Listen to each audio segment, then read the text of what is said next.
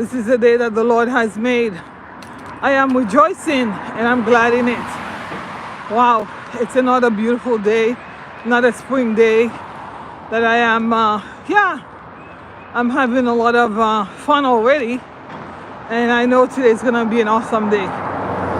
I just want to say I'm here, passing by here. Actually, I'm walking, doing my daily walk. And I was thinking about something. So my car is in the shop right now because I had to change my oil. And I don't typically go to the dealer because I have a mechanic that I trust, that I bring my car to. I've been doing that for years.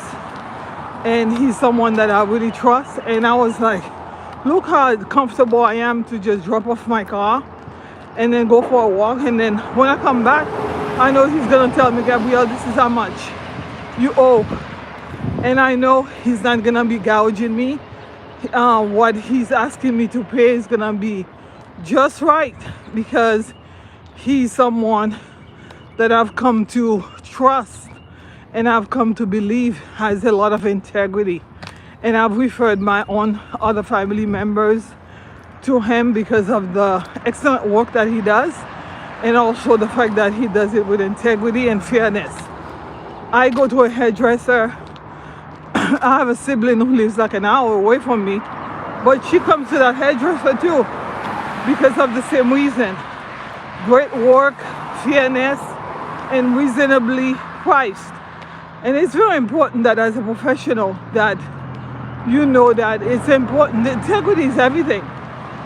Many times we are in business and because of a lack of integrity, we don't get referrals, and you don't get renewals, and you don't get like people vouching for you. It's important to have folks saying like, yeah, you can trust this person. So my hairdresser, my nail shop, my mechanic, I can refer them to anybody and with my eyes closed, because I know that they're gonna treat those people right. And the reason why is because I've taken the time to vet, taking the time to really get to know these people over time before I started referring them. Because I think it's important to get to know the people you're referring first. Because if you don't know them, you're vouching for some people you don't know, you might get yourself in trouble. Now, when I say these folks are fair, they have integrity, and they're priced right, meaning like they're not gouging people, it's very important that when you are in business that you know what you're worth.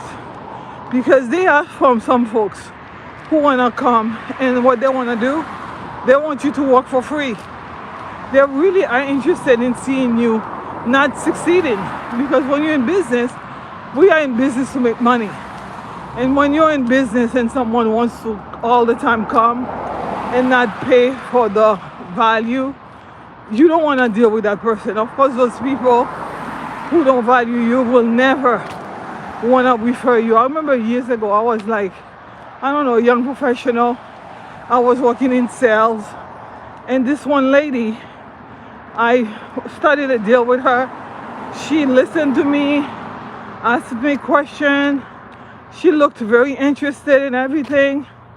And then she started telling me, how much you gonna make from this deal? And I said, well, we don't usually discuss our commission, but you know, that's how I get paid. When you close this deal, I'll get a paycheck.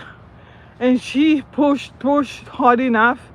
And then I finally said, you know, the percentage that the payout percentage from this sale is this, and I get a percentage. Well, I don't know what happened, but the second I told her how much I was gonna make, this lady changed. She changed because in her mind, that's my assessment, right? In her mind, that I didn't deserve to get that much money from a deal because she works and she doesn't get paid that much. She tells me, I don't get paid that much. Why should I pay somebody that much to do the work that they're doing for me? Not realizing that the reason I was in the position to do the work that I was doing is because I had invested a lot of time, a lot of energy, many years studying. When you price in for your work, you have to take into consideration the years of schooling, the years of training, the years of apprentice, what's the word? You know what I mean? As an apprentice, the years that you spend learning under somebody else, the sacrifices. In business, we talk about economic costs and financial costs. Financial cost is how much it costs you to do something.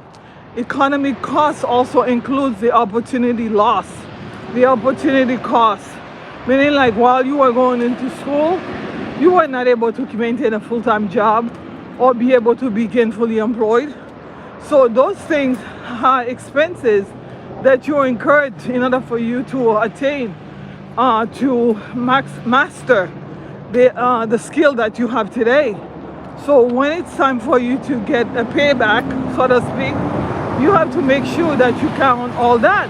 Because when you don't, you ended up having a situation where you're not being fair to yourself.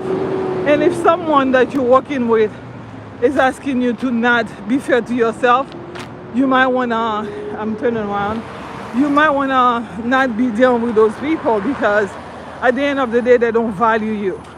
So in other words, you have to know your worth. You have to know your worth so that you can be fair, and you can have integrity, and you can be someone that people can refer others to you. But you gotta know your worth. You don't wanna be someone who hasn't done the work, who hasn't invested enough, and then you wanna charge what other people are charging who has done similar work, because it's not fair. And people will know that too, because you really don't qualify for what you're asking for. But if you are qualified, you've done the work, you've invested the time, you've done what you needed to do, guess what? You have every right to demand your worth and to ask for your worth. And if you, again, working with someone who doesn't believe you deserve it, you gotta let them go. It's better for you to fire them than have them fire you. Because sometimes I've been doing a lot of studying and also watching stuff online on YouTube University. So many people are saying, listen, you have to know your worth. And they're telling you how to go about asking for what you want. Don't be afraid. Don't be afraid. So yeah, my mechanic right now is working on my car, and when he's done, he's gonna say, this is the bill. And because I trust him and I know he's worth it, I'm gonna give him what he asked me. Because over the years, he's proven himself to be qualified, he's proven himself to be trustworthy, and he's proven himself to be a person of integrity. And that's why I have no qualms whatsoever, not only paying him, but also referring him to other people. And this is the type of business that I want to do. I want to be the type of person who, like, when you come and do business with me, you want to refer you, because I've done the work to qualify myself for the work that I'm doing. And you want to say, yeah, I can vouch for Gabrielle. I trust her. I trust she knows what she's doing. And also, that if I said I'm going to take care of your friends, I'm going to take care of their friends.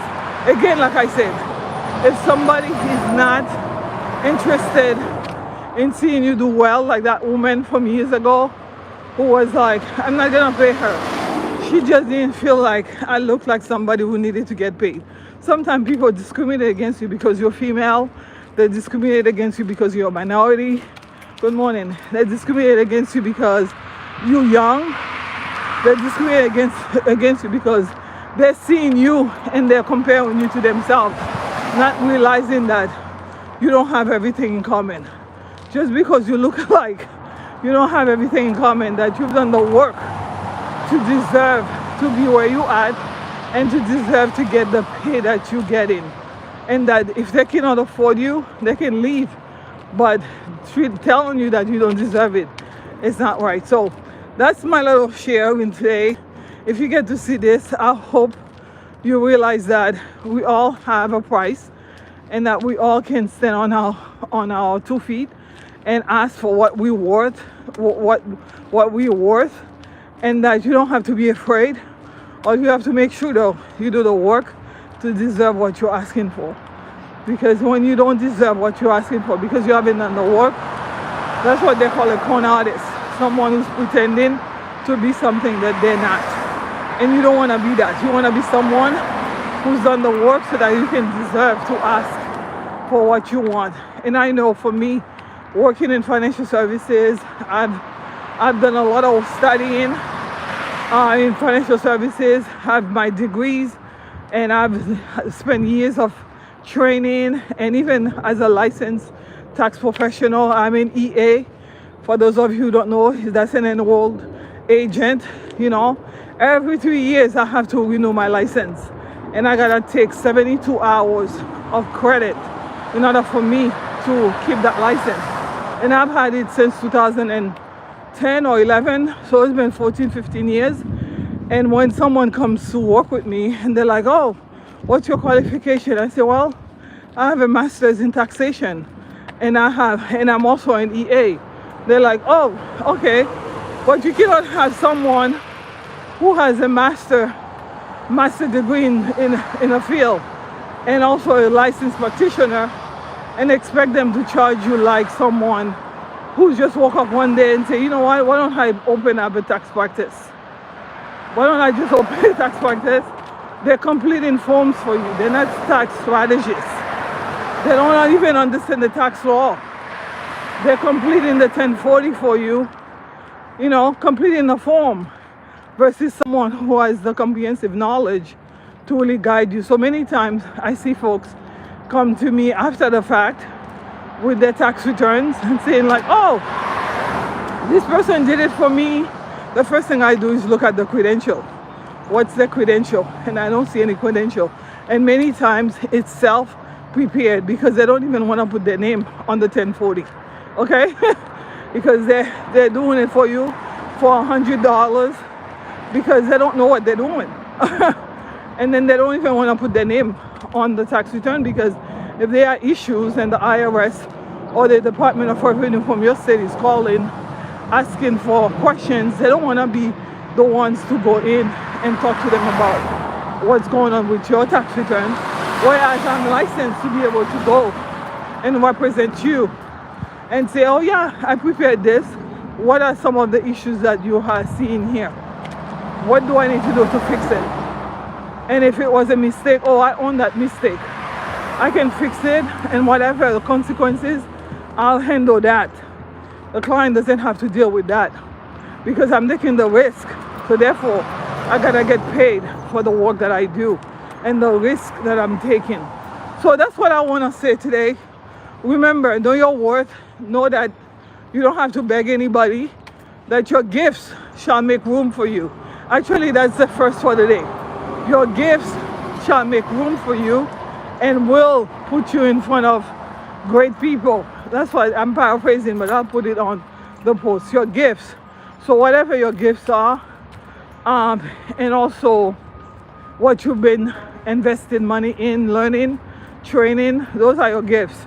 So it's very important to know that it will make room for you and that you don't have to worry. If you do the right thing, doors will open and you will be able to succeed, as long as you're doing it with integrity, with knowledge, and with confidence. I know that's what I'm all about. Even doing this here, I do it with integrity, I do it with a lot of knowledge, and I do it with confidence, because I know if somebody takes the time to hear and listen, there is something in it for them. There is something in it for them. They can learn something that's going to change their lives. That's all I'm all about. And I thank God for that. So yeah, this is the day that the Lord has made. It's a gorgeous day. I am rejoicing and I'm glad in it. And I hope you are too. God bless you. Love you. Woo.